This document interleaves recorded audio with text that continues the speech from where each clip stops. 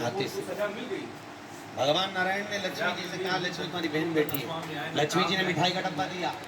मिठाई का डब्बा देते ही दरिद्रता ने मिठाई का डब्बा फेंक दिया और फेंक कर बोली, लक्ष्मी तू जानती नहीं है मुझे क्या पसंद है और मेरे लिए तो मिठाई लेकर आई। लक्ष्मी जी ने कहा, जी मैं जानती हूँ तुझे क्या पसंद है, तुझे खट्टा और तीखा पसंद है। क्या पसंद है? खट्टा और तीखा। मैं जानती हूँ तुझे खट्टा और तीखा पसंद है, पर मैंने सोचा तेरी शादी हो गई है, शादी होने के बाद तो तुझे मीठा पसंद आएगा। तो इतने में दरिद्रता बोली, अरे लक्ष्मी तूने मेरा अपमान करा है, मेरे लिए मिठाई लेकर आई है, लाना था तो मेरे लिए खट्टा और तीखा लेकर आई।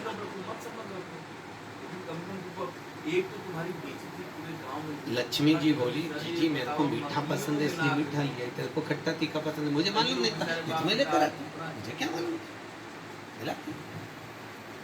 आज भी हमारे यहाँ ध्यान देना, बेटी की विदाई में 4 चीजें नहीं दी जाती। कितनी चीज नहीं देते? 4। पहली झाड़ू। क्या? झाड़ू बेटी की विदाई में कभी नहीं देते। दूसरे नंबर पर सुई, बेटी की विदाई में कभी नहीं देते। तीसरे नंबर पर चलनी। क्या बोलते हैं? चलनी बोलते हो ना, आटा छानने वाली चलनी, बेटी की विदाई में नहीं दी जाती। चौथे नंबर पर अचार की बरनी, बेटी की विदाई में नहीं दी जाती। बेटी की विदाई में अचार नहीं दिया जाता, खट्टा और तीखा बेटी के। और जिस घर में मायके से बेटी की विदाई में अचार दिया जाता है, उस घर में बेटी कभी सुखी नहीं रह सकती। लिख के रखो, उसको कुछ ना कुछ तकलीफ रहेगी। कभी सास, कभी ननन, कभी पति, कभी कोई उसको ताने देता ही रहेगा, वो सुखी नहीं रह सकती। अगर घर में किसी से सुखी रहेगी तो शरीर से सुखी नहीं रहेगी। अगर मायके से अचार बेटी की विदाई में दिया गया है तो। अब कई बेटियों को तो बड़ा शौक रहता है, क्योंकि बेटियों के जो ससुर होते हैं ना, ये लोग बड़े होशियार होते हैं। ये कहते हैं, बेटा तेरी माँ के हाथ का अचार अच्छा लगता है, बनवा के। अब इन मूर्खों को समझाएं कि अचार तो खा लोगे, पर आप लोग पचाओगे कैसे? खाना सरल है, पचाना कठिन नहीं। आपने देखा है दरवाजे के ऊपर दुकान पर नींबू और मिर्ची टंगी रहती है। किस किस की देखा है? देखा है किसी ने कि नहीं देखा? हाथ तो उठाओ, सबने देखा है। दरवाजे पर नींबू मिर्ची टंगा रहता है। क्यों टंगा रहता है? कई लोग कहते हैं नजर से बचाता है, कई लोग कहते हैं हाय से बचाता है। हाय नजर से नहीं।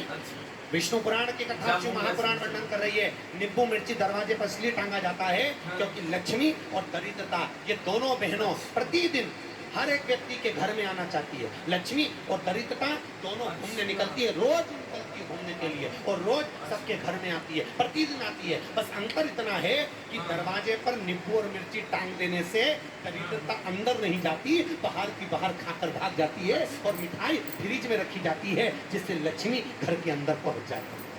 हमारे यहाँ मिठा अंदर रखा जाता है जिससे लक्ष्मी अंदर आए, और नींबू मिर्ची बाहर इसलिए रखा जाता है कि दरिद्रता खाकर बाहर की बाहर चली जाए। हमारे घर में दरिद्रता न हो, दरिद्रता प्रवेश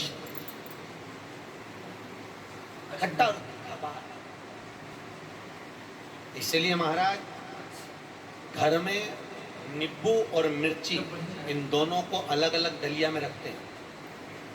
फ्रिज में भी रखेंगे तो नींबू ऊपर रख देंगे तो मिर्ची नीचे रखेंगे, एक साथ नहीं रखेंगे। जिसके घर में फ्रिज में भी अगर नींबू मिर्ची एक साथ में, तो उसमें दरिद्रता का निवास। 1 रुपए कमाओगे, 1.25 रुपए खर्च होगा। घर में पैसा कभी नहीं जुड़ सकता अगर नींबू मिर्ची एक ही डलिया के अंदर है।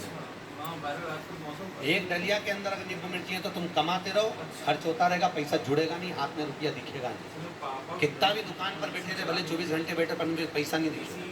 कमा कर लाएगा, मालूम पड़े 2-3 दिन में वो खर्च हो जाए, पर दिखेगा।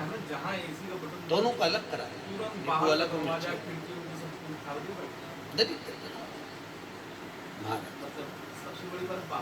दुसा मुनि दुर्वासा जी से पूछते हैं, इसको कहाँ लेकर जाऊं? मेरी पत्नी को कहाँ ले जाऊं? ये दरिद्रता जाए तो जाएगा, इस दरिद्रता को कहाँ लेकर जाऊं? कहाँ रखूं इसको? इतने में दुर्वासा जी ने कहा, सुन दुसा मुनि, अपनी पत्नी दरिद्रता को अगर कहीं लेकर जाना है तो जो नारी जो स्त्री शाम के समय पर चोटी करती हो, झाड़ू लगाती हो, या जो स्त्री दोपहर में सोती हो, उसके घर में इस दरिद्रता को लेके प्रवेश करता है।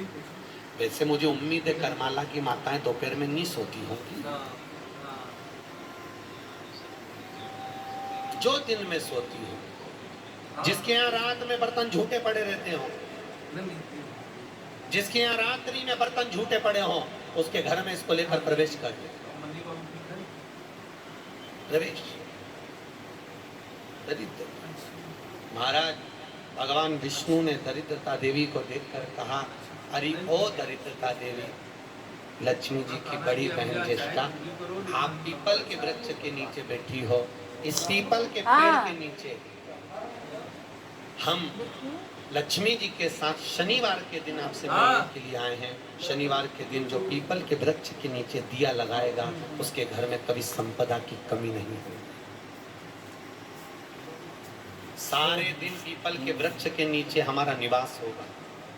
इतने में दरिद्रता खड़ी होकर बोली, रे नारायण, तुमने अपने मन की बात कह दी कि 7 दिन तुम्हारे होंगे, ऐसा नहीं हो सकता, इसमें एक दिन मेरा हो। तो भगवान विष्णु ने कहा, कौन सा दिन? दरिद्रता कहती है, रविवार के दिन इस पीपल के पेड़ के नीचे मैं नृत्य करूंगी। और अगर पीपल के वृक्ष के नीचे रविवार के दिन जो परिक्रमा करेगा या पीपल के पेड़ के नीचे आएगा, उसके साथ में उसके घर में प्रवेश करूंगी। इसलिए हमारे हिंदू धर्म में रविवार के दिन पीपल के पेड़ के नीचे नहीं जाया जाए, पीपल की पूजा नहीं करी जाए, पीपल की परिक्रमा नहीं करी। कौन से दिन? हम क्या बोलो जरा, रविवार। और जिसके यहाँ दीवार पे पीपल लग जाता है, या कहीं पीपल का पेड़ लग गया अपने दीवार पर, घर में कहीं पर भी, तो पीपल निकालने का भी नियम है। अगर आप दीवार में से पीपल निकालोगे तो बार बार काटोगे, बार बार लग जाएगा, फिर काटोगे फिर लग जाएगा, फिर निकालोगे फिर लग जाएगा। दीवार में पीपल लगता ही रहता है। अगर दीवार के पीपल को निकालना है तो नींबू और मिर्ची, इन दोनों को 3 घंटे पहले पीपल के पेड़ के नीचे रख दीजिए, और रखने के बाद में फिर पीपल को रविवार के दिन उखाड़ कर कहीं दूसरी जगह लगा दीजिए। उसके बाद कभी दीवार में पीपल नहीं लगेगा, कभी भी नहीं लगेगा। पर पहले 3 घंटे पहले नींबू मिर्ची हमको पीपल के पेड़ के नीचे रखना, तो पीपल नहीं करता। भारत शंकर की कथा करो, मेना, धन्य और कला, ये